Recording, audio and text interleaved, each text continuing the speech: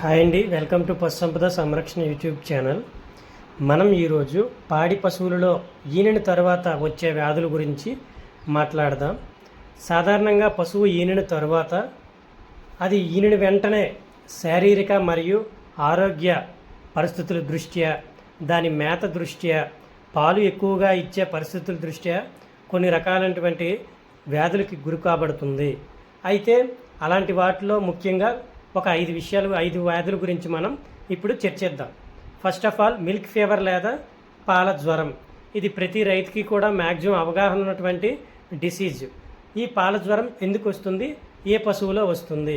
ఎక్కువగా పాలిచ్చినటువంటి సంకర జాతి ఆవులు లేదా జాఫ్రాబాదీ గేదె, కొన్ని రకాలైనటువంటి ప్యూర్ హెచ్ఎఫ్, జెర్సీ వంటి పశువుల్లో ఎక్కువగా ఈ వ్యాధి అనేది కనపడుతుంది. ఈ పాల ద్వారా కాల్షియం అనేది, 1 లీటర్ పాలులో 1.2 గ్రామ్స్ కాల్షియం అనేది బయటికి వెళ్తుంది. లేదా ముర్రుపాలు ఎక్కువగా ఇచ్చే పశువుల్లో అయితే ఇంకా ఎక్కువ, అంటే కేజీ ముర్రుపాలకి 2.3 గ్రామ్స్ ముర్రుపాల్లో కాల్షియం పోతుంది. ఈ విధంగా కాల్షియం డెఫిషియన్సీ వల్ల ఎక్కువగా ఈ వ్యాధులు సంభవిస్తాయి. అయితే ఈ వ్యాధి ఎలాంటి లక్షణాలు మనకి కనబరుస్తుంది? ఫస్ట్ ఆఫ్ ఆల్ ఏంటంటే, ఒక 3 రకాలైనటువంటి లక్షణాలు కనిపిస్తుంది. ఫస్ట్ మొదటి దశలో ఏంటంటే, కండరాలు వణుకుంటుంది, నాలుక అనేది బయట పెట్టి ఉంటుంది, పళ్ళు కొరుకుతుంటుంది, శరీర ఉష్ణోగ్రత చూస్తే సాధారణంగా ఉంటుంది. అలా కాకుండా కొంచెం తీవ్రత ఎక్కువయ్యే టైంకి పశువు మొత్తం పడుకొని ఉండిపోయి ఆ తల తీసుకొచ్చి డొక్కపైన పెట్టి అలా సైలెంట్గా ఉంటుంది. శరీరం మీద మనం చెయ్యి వేసినట్లయితే చాలా కూల్గా చల్లదనం ఉంటుంది. మేత ఇంకేం వేయలేదు, యూరిన్ పాస్ కూడా ఇబ్బంది పడుతుంది. అయితే మనం ఇలాంటి లక్షణాలు ఉన్నప్పుడు మనం ఏం చేయాలి అంటే, సాధారణంగా కాల్షియం డెఫిషియన్సీ వల్ల ఈ వ్యాధి సంభవించింది కాబట్టి మనం కాల్షియం అనేది ఐవి ద్వారా ఎక్కించాలి. 1 కేజీ బాడీ వెయిట్ ఉన్న యానిమల్కి 1 ml కాల్షియం బ్లోరో గ్లూకోనేట్ అనేది ఇవ్వాలి, బోరో గ్లూకోనేట్ అనేది. అయితే 500 కేజీస్ ఉన్నదానికి 500 ml యావరేజ్గా మనం ఇవ్వచ్చు. వీటితో పాటు మిగతా సెలైన్స్ కూడా ఇవ్వాలి. దీంతోపాటు ఇంజెక్షన్స్ కూడా ఇచ్చుకోవాలి. ట్రైబివెట్, న్యూరోకేరు, ఫాస్ఫరస్ సంబంధించిన ఇంజెక్షన్స్ కూడా మనం చెయ్యాలి. అసలు ఎంత ఇబ్బంది లేకుండా ఉండాలి అంటే నివారణ బెటర్ కదా. నివారణ అంటే, మనం పశువు పాలు ఎక్కువగా ఇస్తున్నప్పుడే కాల్షియం అనేది వారలుగా ఇచ్చుకోవడం అనేది మంచిది. వారలుగా అంటే టానిక్ రూపంలో ఉంటుంది. ప్రతిరోజు కూడా 1 టీ గ్లాస్ చొప్పున వేయడం మంచిది. ఈ విధంగా చేసినతో పాటు పశువు ఈనిన 24 గంటల ముందు కాల్షియం జెల్ తాగించినట్లయితే ఖచ్చితంగా నివారణ మనం చేసుకోవచ్చు. నెక్స్ట్, కీటోసిస్ గురించి మనం మాట్లాడుకున్నట్లయితే, ఇది సాధారణంగా ఇందాక కాల్షియం డెఫిషియన్సీ వల్ల వచ్చే వ్యాధి పాల జ్వరం. ఇప్పుడు గ్లూకోజ్ స్థాయి శరీరంలో తగ్గిన పరిస్థితి వల్ల వచ్చే వ్యాధి ఈ కీటోసిస్. ఈ కీటోసిస్కే మనం ఎండువాతము లేదా పడక జబ్బు అని కూడా అంటారు.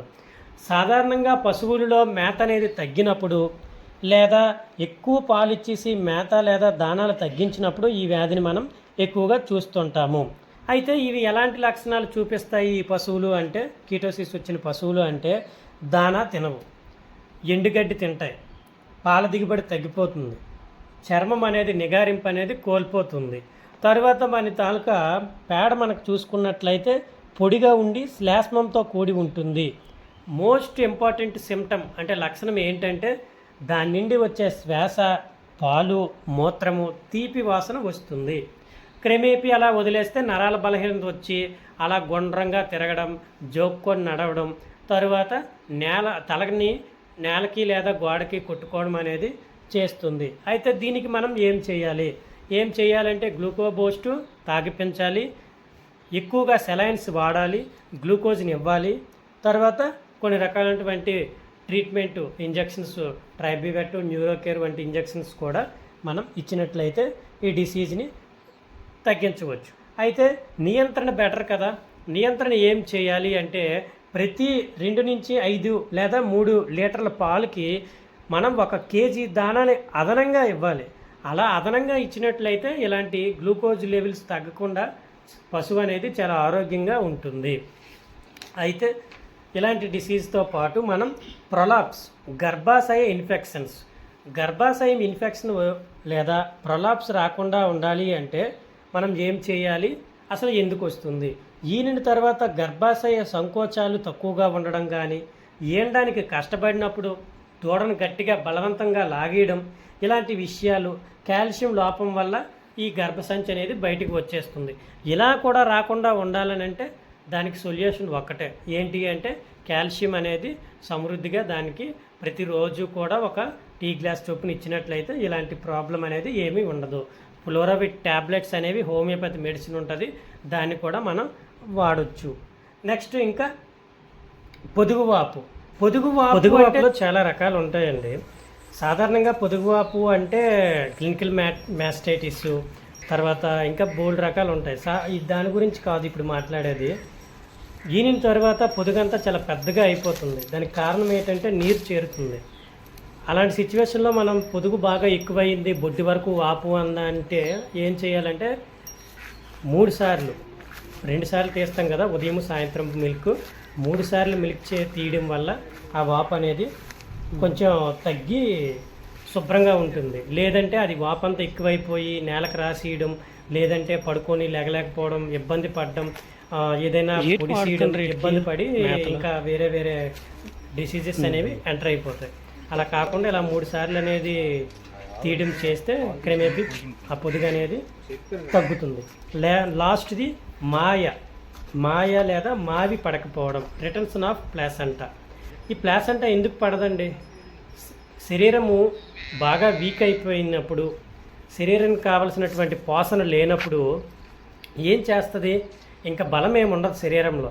అలాంటప్పుడు ఇంకా మాయ అనేది వదులుకోదు లోపల శరీరంలో.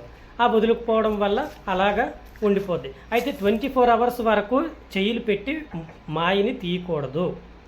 అలా తీస్తే ఖచ్చితంగా అది తర్వాత ఈతలకి ఇబ్బంది పడుతుంది. అలా కాకుండా దానికి కొంత ట్రీట్మెంట్ చేయించుకోవడమే మంచిది. ఆ విధంగా ట్రీట్మెంట్ చేసుకుంటే, సపోజ్ ట్రీట్మెంట్ పరంగా చూసినట్లయితే ఇన్వలాన్ అనే టానిక్ అనేది ఫస్ట్ మనం ఇస్తే మ్యాక్సిమం రిమూవ్ అయిపోతుంది. లేనిట్లయితే మన డాక్టర్ గారి సలహా తీసుకొని లేదా డాక్టర్ గారిని తీసుకొచ్చి దాన్ని రిమూవ్ చేయించడం ఉత్తమం. ఇవి అండి డిసీజెస్. ఇందులో ఎక్కువగా పాల జ్వరం బాగా ఇబ్బంది పెడుతుంది, కీటోసిస్ కూడా ఇబ్బంది పెడుతుంది. నెక్స్ట్ కొన్ని జీర్ణ సంబంధమైనటువంటి వ్యాధులు కూడా మనం ఎక్కువగానే చూస్తుంటాము. మిగిలిన డిసీజెస్ గురించి మన సబ్స్క్రైబర్స్ కొంతమంది లేగదోడల గురించి, సంరక్షణ గురించి అడుగుతున్నారు. దాని గురించి కూడా ఒక వీడియో చేస్తాను. మీకు గనక ఈ వీడియో నచ్చినట్లయితే మన ఛానల్ని లైక్ చేయండి. లైక్ చేసినట్లయితే మరి కొంతమందికి ఈ వీడియో అనేది యూట్యూబ్ వారు పంపిస్తారు. షేర్ చేయండి, సబ్స్క్రైబ్ చేసుకోవడం మాత్రం మర్చిపోవద్దు. Thanks for watching.